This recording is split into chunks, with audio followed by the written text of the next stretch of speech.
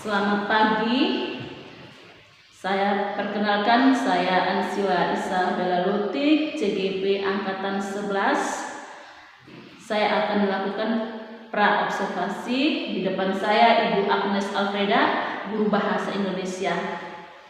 Selamat pagi, Ibu. Selamat pagi. Apa kabar, Ibu? Baik. Terima kasih. Ibu, saya mungkin menyita waktu sebentar ya. Apakah Ibu lagi sibuk? Tidak juga. Baik, terima kasih. Hari ini Ibu, saya akan melakukan pra-observasi terhadap Ibu.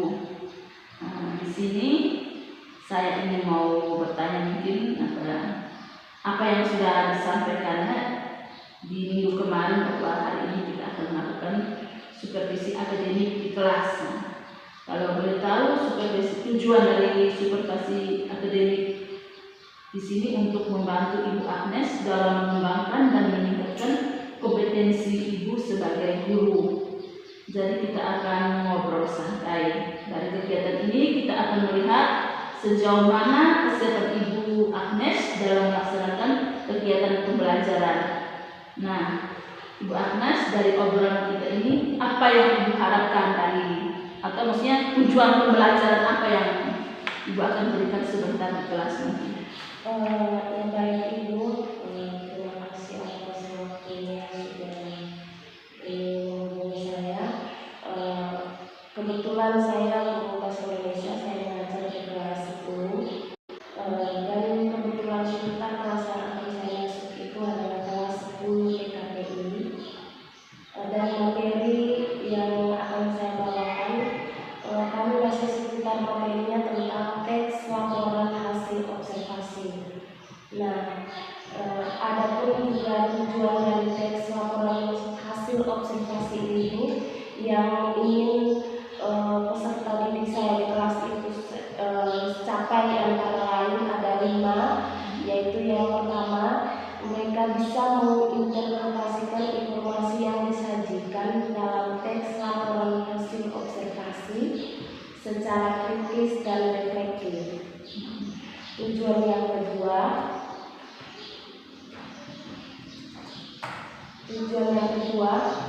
mereka dapat menilai akurasi atau ketepatan dan kualitas data serta membandingkan isi teks dengan teks yang lainnya dengan cermat. Tujuan yang ketiga, saya ingin mereka bisa menganalisis kaidah kebahasaan di dalam teks laporan hasil observasi. Terus tujuan yang keempat, mereka bisa mengungkapkan secara tertulis baik data dan fakta yang diperoleh dari hasil pengamatan menjadi sebuah teks laporan hasil observasi secara kreatif.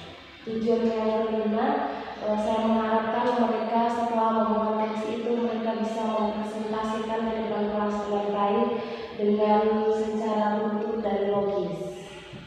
Itu saja. Jadi dari ada 5 ya tujuan yang ingin dicapai, dan yang saya ingin mau bertanya mungkin yang pertama terkait dengan mampu menginterpretasi teks observasi. Jadi di sini nanti maksudnya menginterpretasi dalam hal seperti apa yang Ibu dapat perbuatan dari tujuan pembelajaran ini? Menginterpretasi artinya mereka dapat memahami tujuan dari teks observasi itu sebenarnya apa, terus manfaatnya apa, dan kemudian mereka bisa mengembangkan teks observasi itu secara pribadi, maksudnya secara mandiri, secara kreatif gitu kan. Oke, baik. Luar biasa ya, dari dapat tujuan ya. Terus pertanyaan yang kedua, di sini kita bicara tentang area pengembangan. Area pengembangan yang hendak ingin Ibu capai itu seperti apa terhadap peserta didik?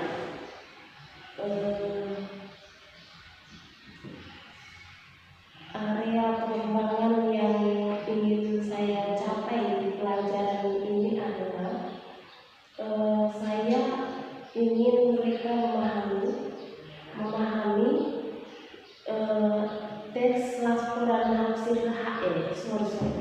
Saya ingin mereka memahami teks laporan hasil observasi itu secara maksudnya baik dan benar.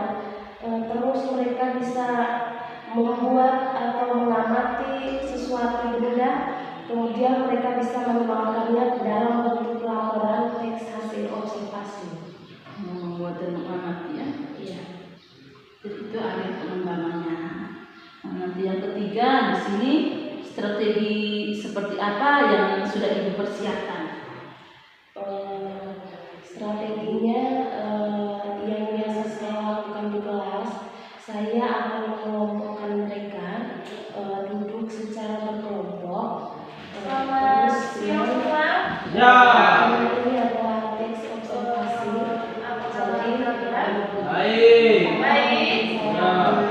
Jadi saya mungkin sedikit menjelaskan tentang teks observasi itu apa. Sesuai dengan yang itu saya akan menjelaskan contoh teks observasi seperti apa. Kemudian saya akan memberikan supaya mereka bisa mengerjakan sesuai dengan yang ada di dalam LKPD. Ketiga yang persiapkan ya. Berdasarkan ini berdasarkan minat bakat atau bagaimana Ibu? Berdasarkan mereka punya pemahaman. Pemahaman terhadap materi.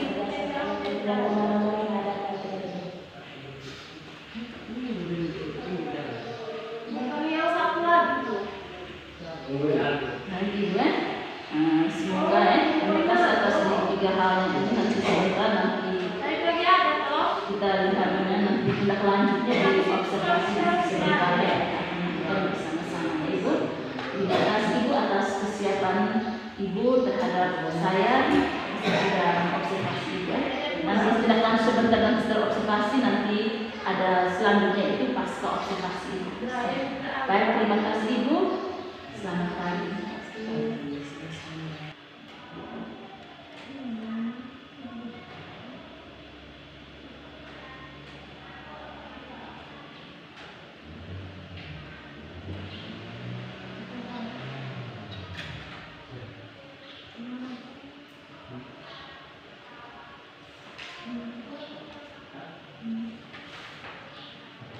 Oke, baik, kita lanjut kita punya pembelajarannya.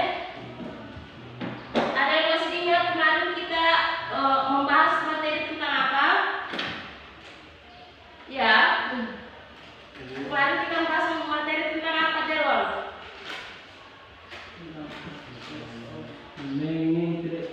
Menginterpretasi teks laporan hasil observasi secara kritis. Catatan ada atau tidak catatan? Ada. Jadi kita punya materi kemarin tentang apa? Ya, tentang apa? Delon? Menginterpretasi teks laporan hasil observasi secara kritis. Mengapa? Ya? Menginterpretasi Teks laporan hasil observasi secara kritis. ya, jadi kita punya materi itu tentang teks laporan hasil observasi ya. Kemarin ibu sudah menjelaskan tentang apa namanya pengertian dari teks hasil observasi ya. Sedikit ibu sudah menjelaskan. Ada yang masih ingat? Ya? Ada yang masih ingat? Teks laporan hasil observasi ada yang masih ingat? Kita punya pertemuan Ya, kemarin. masih. Kan ibu sudah omong kemarin. Masih. Masih ingat apa? Teks laporan hasil observasi adalah teks yang berisi informasi atau pendapat umum yang didapatkan dari hasil pengamatan observasi. Teks atau lebih singkat lagi kemarin ada yang masih ingat? Teks laporan observasi atau teks laporan hasil observasi atau apa? Berisi observasi.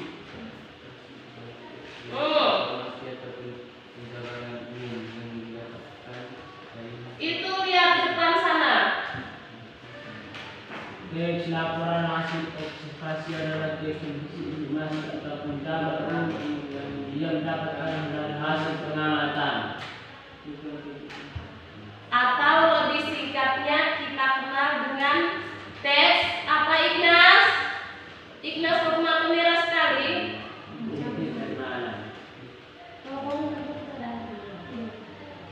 Atau lebih singkatnya kita kenal dengan teks laporan hasil pengamatan. Observasi itu sama dengan apa? Mengobservasi atau mengamati. Aduh Tuhan, baru kemarin. Observasi atau mengamati ya. Oke, kita lanjut ke yang berikutnya. Karakteristik dari teks laporan observasi itu apa saja? Bersifat objektif dan spesifik, disusun berdasarkan fakta, disajikan secara lengkap dan mudah dipahami. Iya, jadi ada berapa?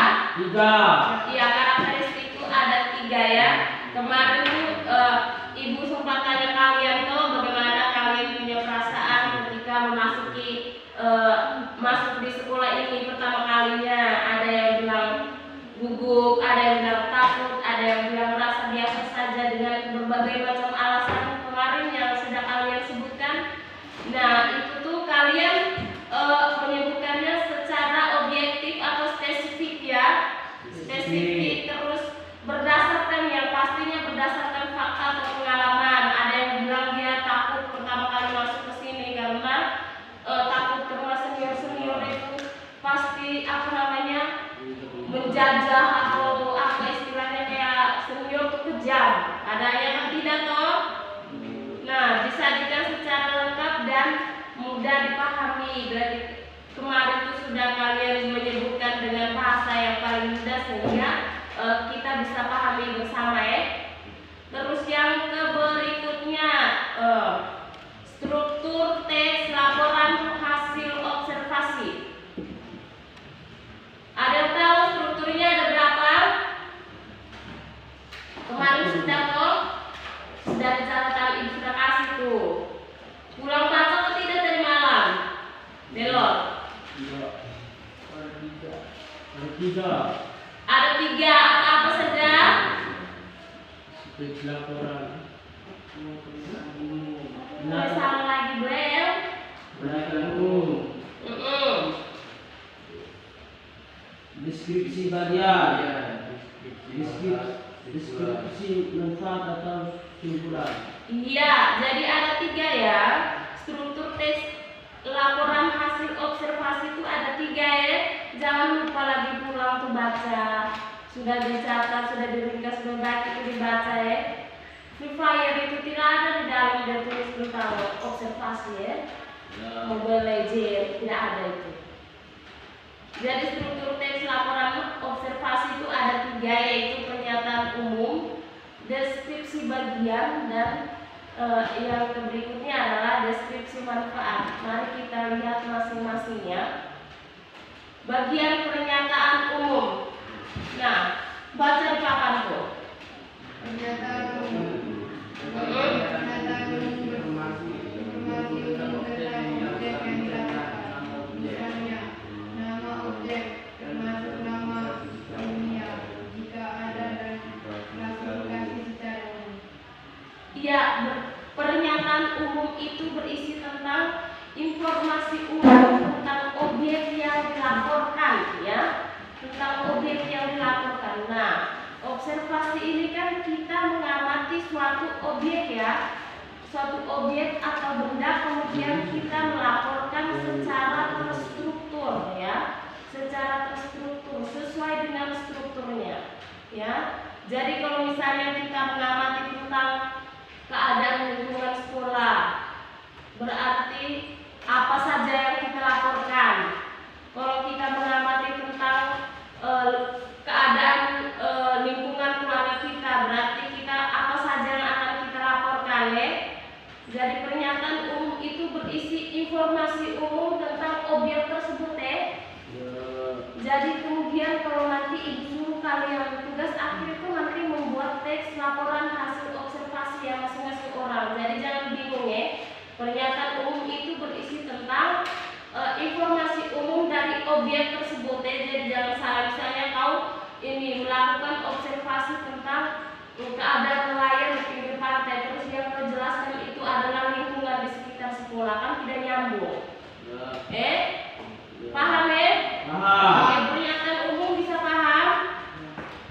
Bisa Bisa. Oke, lanjut. Yang kedua tentang apa? Yang kedua tentang Deskripsi bagian. deskripsi bagian. Coba baca. Bagian deskripsi bagian berisi uraian hal-hal yang dilakukan secara terperinci. Iya, bagian deskripsi ini berisi uraian hal-hal yang dilaporkan secara terperinci. Jadi itu mulai masuk ke bagian inti Jadi kita mulai melaporkan secara terperinci. Misalnya keadaan di sekolah ini, misalnya SMK Negeri 2 itu adalah sekolah pelayaran dengan rinciannya begini, memiliki berapa jurusan, jumlah siswa sekian-sekian Contohnya seperti itu. Atau misalnya di dalam, misalnya Delon melaporkan keadaan keluarganya Delon. Kami adalah keluarga yang bahagia, terdiri dari ini. Nama ayah saya begini. Seperti itu pekerjaan dan selanjutnya itu adalah laporan, contoh laporan yang terperinci. Yang ketiga adalah Deskripsi manfaat Deskripsi manfaat atau simpulan. deskripsi manfaat atau simpulan. Bisa baca Carlos? Bagian deskripsi manfaat ini berisi deskripsi manfaat objek yang dilaporkan. Sedangkan bagian simpul berisi ringkasan secara umum dari hal-hal yang dilaporkan. Berisi deskripsi manfaat dari objek yang dilaporkan. Jadi kita meneliti suatu objek, terus kira-kira terakhir ada manfaatnya tidak. Objek ini tuh untuk orang lain. Jadi misalnya tadi, misalnya Delon melaporkan liburan keluarganya yang bahagia dengan dia uraikan mereka tuh mungkin hidupnya seperti ini, begini, itu contohnya. Mungkin orang lain setelah membaca dia punya laporan observasinya, orang mungkin merasa oh iya ternyata keluarga bahagia tuh begini, mungkin di keluarganya mungkin dia tidak pernah merasakan seperti itu. Jadi ada manfaatnya. Manfaatnya mungkin oh ternyata keluarga bahagia tuh harus begini, atau misalnya atau di SMK 2 kalian membuat laporan tentang kegiatan aktivitas persekolahan di SMK 2. Jadi orang setelah membaca laporan hasil observasi kalian, mungkin anak-anak lain menjadi tertarik, ternyata sekolah di sekolah kejuruan itu lebih bagus. Sampai di sini kalian ada yang masih bingung? Tidak. Tidak bingung? Tidak ya? Dari pengertian sampai dengan karakteristiknya tidak bingung? Tidak. Tidak Kalau begitu, karena kalian tidak bingung, jadi ibu anggap bahwa kalian sudah paham dari materi Kita lanjut ke sekarang ke buku Bukunya sudah ada di depan kalian masing-masing Buka halaman 7 sampai 9 itu ada latihan. Itu ada latihan ada tentang teks laporan hasil, contoh teks laporan hasil observasi dengan di bawahnya itu ada panduan pertanyaan yang perlu kalian jawab. Tolong dikerjakan berdasarkan kelompok masing-masing. Waktunya 30 menit Waktunya 30 menit. Kita langsung bahas supaya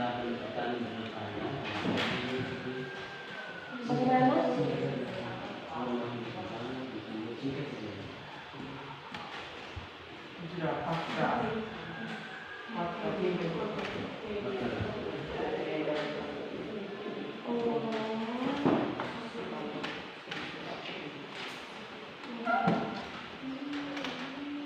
sudah lanjut.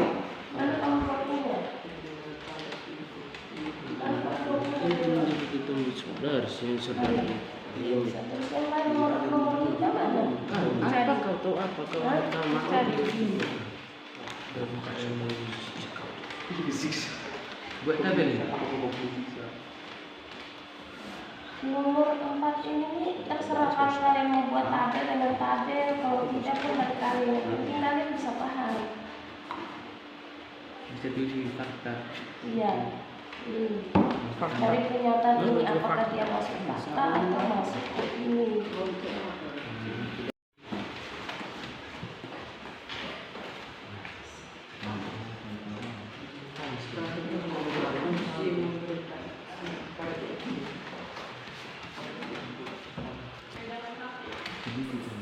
Tulis di ini apa namanya di kertas kalian itu nama kelompoknya. Jadi bahasa itu boleh.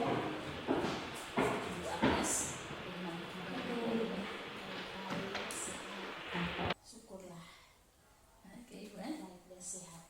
Terima kasih ya atas waktunya sudah meluangkan untuk kita melakukan pasca observasi, karena 2 minggu lalu kan kita sudah melakukan pra observasi sama observasi ya Ibu. Iya. Jadi hari ini kita melakukan pasca observasi. Jadi kita memulai, mungkin yang pertama saya patut memberikan apresiasi ya, karena Ibu sudah maksudnya sudah meluangkan waktu untuk saya melakukan untuk memberikan saya untuk observasi, memberikan observasi kepada Ibu. Itu terima kasih banyak. Sekarang kita ke paskanya untuk pertanyaan yang pertama ini. Bagaimana pendapat Ibu setelah menyajikan pelajaran materi yang Ibu berikan di 2 minggu yang lalu? Baik Ibu, terima kasih atas apresiasinya untuk saya selama mengajar di kelas. Terima kasih. Selama proses KBM di kelas, saya mengalami beberapa kendala. Mungkin yang pertama itu adalah saya punya anak didik, peserta didik saya di dalam kelas ini, mereka antusias, mereka bersemangat sekali untuk mengikuti pelajaran. Maksudnya dari materi yang saya sajikan mereka semangat, hanya kita tahu bahwa kita punya anak-anak ini kadang semangatnya berlebihan, jadi mereka jadinya antara konsentrasi dan tidak konsentrasi itu menjadi seimbang, atau lebih banyaknya ketidak konsentrasinya. Jadi mungkin itu pertama mungkin dari saya belum menguasai keadaan kelas, jadi mungkin mereka jadinya seperti itu, kurang konsentrasi, tapi mereka semangat mengikuti pelajarannya dari awal sampai dengan selesai. Ya, itu. Baik Ibu ya. Terus ini yang kenapa sampai maksudnya tadi Ibu sampaikan bahwa mengalami kendala ya, karena antara konsentrasi dengan tidak konsentrasi ini tidak seimbang. Terus yang kedua Ibu mengatakan penguasaan kelas itu. Kira-kira maksudnya apa yang membuat Ibu maksudnya mengalami kendala itu tuh mungkin? Mungkin yang pertama saya ini dari pribadi saya ya, mungkin saya mengalami yang mungkin pertama saya mungkin kurang tegas dengan mereka ya. Saya mungkin kurang tegas. Sepertinya kita di dalam kelas itu dengan anak didik yang karakternya sekian-sekian, kita kan satu kelas dengan beberapa kepala, itu pasti mereka punya karakter yang berbeda-beda toh. Jadi mungkin dari saya, bukan dari saya belum terlalu memahami mereka punya karakter, jadi saya belum bisa mengatasi mereka masing-masing orang itu kan. Maksudnya harus dari satu orang ke satu orang, harus omong mereka satu-satu. Jadi saya kayak lebih banyak saya kasih tugas, habis mereka kerja, ternyata di dalam proses itu mereka tidak terlalu serius begitu. Jadi mungkin saya harus hal yang harus saya lakukan adalah mungkin saya harus membuat kesepakatan kelas atau saya harus lebih tegas lagi terhadap mereka. Bukan lebih tegas ini bukan saya memukul atau menghukum mereka, tidak, mungkin saya memberikan mereka perhatian lebih khusus lagi, peringatan begitu. Baik Ibu ya, mungkin luar biasa sekali ya. Mungkin Ibu sudah bisa memahami. Terus mungkin pertanyaan yang kedua, dalam proses pembelajaran itu apakah sudah sesuai dengan yang Ibu rencanakan atau Ibu harapkan? Yang saya rencanakan adalah bahwa proses pembelajaran itu berjalan dengan lancar dari awal sampai akhir, dan itu berjalan lancar. Hanya kendalanya itu, ya itu tadi, saya punya anak didik ini kadang mereka aktif tapi berlebihan, jadinya konsentrasi untuk inti pembelajaran, inti materi kita itu jadi terganggu begitu. Tapi tidak semuanya menjadi terganggu juga tidak. Mereka ketika saya masuk ke materi, artinya kita terbawa ke materinya begitu. Jadi dia hanya saat diskusi kelompok saja mereka begitu. Kadang ada main gilanya, kadang harus baku ini baku itu begitu.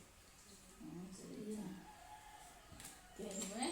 Jadi memang dalam prosesnya berjalan dengan lancar, hanya mungkin yang Ibu sudah Penguasaan oh ya, baik Ibu. Untuk anak-anak. Terus ini bagaimana perkiraan Ibu mengenai ketercapaian tujuan pembelajaran? Apakah sudah mencapai ke belum tujuan pembelajaran yang Ibu lakukan yang kita sama-sama di minggu 2 minggu lalu? Apakah sudah mencapai ke belum tujuan pembelajarannya? Saya mau bilang tercapai semuanya juga belum, tapi sudah hampir mencapai tujuan yang saya maksudkan. Ada satu kelompok yang bisa mencapai tujuan itu, sedangkan kelompok yang satunya maksudnya belum mencapai. Ya. Jadi mungkin di antara masih mungkin berapa persen, kira-kira berapa persen yang 70% yang mereka bisa menguasai. Yang satunya sudah baik, sudah bagus. Baik Ibu. Mungkin apakah yang menjadi kesulitan Ibu dalam proses pembelajaran yang Ibu lakukan di 2 minggu lalu? Apakah ada kesulitan? Kesulitannya apa ya? Tidak ada, saya hanya punya kendala itu saja. Anak-anak mereka bagus, mereka untuk menangkap materinya bagus, untuk maksudnya kita berkomunikasi, maksudnya untuk komunikasi dengan pelajaran, mereka memahami materi itu baik. Hanya satu tadi masalah yang saya temukan, mereka tidak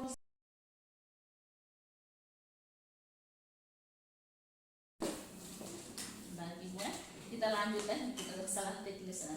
Yang saya ingin bertanya mungkin hal-hal yang baik Ibu ya, kita lanjut ya, kita ada kesalahan teknis. Yang saya ingin bertanya mungkin hal-hal yang sudah menurut Ibu sudah sesuai dengan hal-hal yang perlu dipeningkatkan dari dalam proses pembelajaran yang Ibu sudah lakukan. Baik, hal baik yang saya dapatkan selama proses KBM di kelas itu,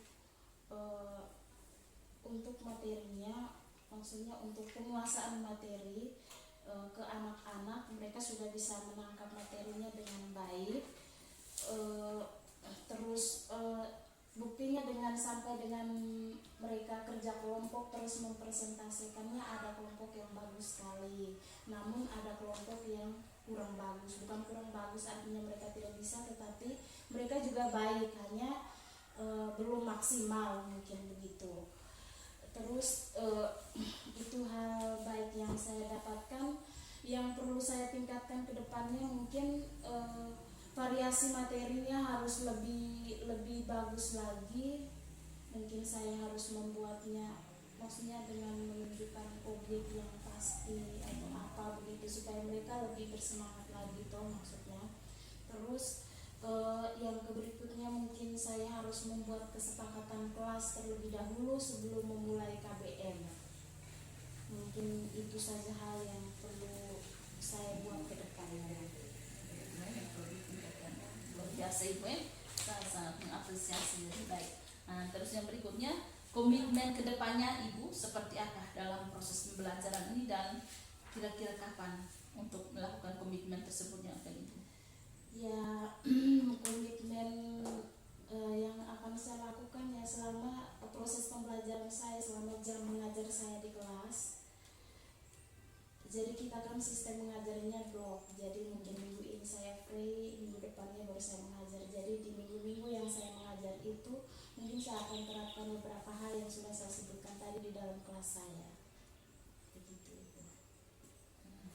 Baik Ibu, seperti yang Ibu sampaikan tadi yang kita bahwa ada hal-hal yang Ibu mengatakan bahwa memang ada hal-hal baik yang Ibu sudah terus itu perlu ditingkatkan lagi, terus yang menurut Ibu bahwa yang harus ditingkatkan itu bahwa variasi materi yang lebih baik lagi itu memang Ibu juga harus ini terus membuat kesepakatan kelas juga itu. Jadi dari hasil pengamatan yang saya amati seperti yang Ibu sudah sampaikan bahwa memang dalam memberikan memberikan dalam proses KBN mulai itu Ibu sudah memberikan apresiasinya sudah bagus kepada siswanya, terus materinya juga Ibu berikan sampaikan sesuai dengan yang Ibu punya jawaban tadi atas pertanyaan saya tadi, memang pas semua memang sudah sesuai.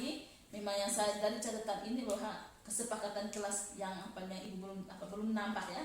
Nah, jadi memang Ibu mengalami kendala itu. Jadi memang Ibu sudah menemukan solusi sendiri bahwa dalam proses kedepannya nanti komitmen kedepannya nanti bahwa Ibu harus membuat kesepakatan kelas itu memang penting Ibu. Nah, terus yang kedua itu variasi materinya tadi memang sudah luar biasa tapi perlu ditingkatkan lagi. Terima kasih. Jadi sangat luar biasa Ibu, saya juga mengapresiasi kita nanti ke depannya. Terus saya mau bertanya dulu untuk kedepannya pihak-pihak siapa yang Ibu akan libatkan dalam proses ini Bu?